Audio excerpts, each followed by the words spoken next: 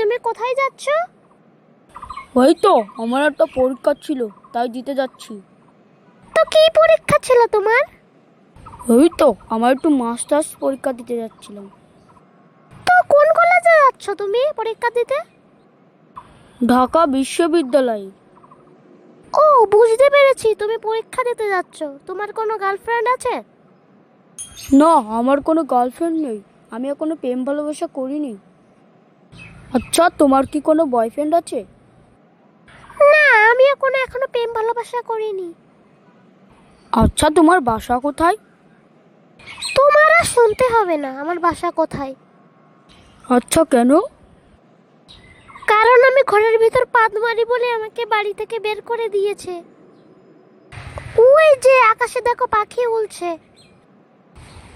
কোথায় পাখি উঠছে?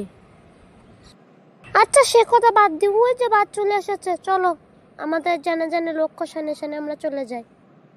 আচ্ছা, তাহলে তুমি যেখানে যাবে যাও, আমি পরীক্ষা দিতে যাচ্ছি।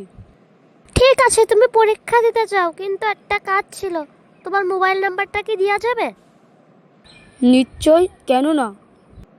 আচ্ছা, আপনি তাহলে নাম্বার বলেন। 0144552 আচ্ছা, মুখস্থ হয়ে গেছে, তাহলে আমি আসি। আচ্ছা, ঠিক আছে, তাহলে আমি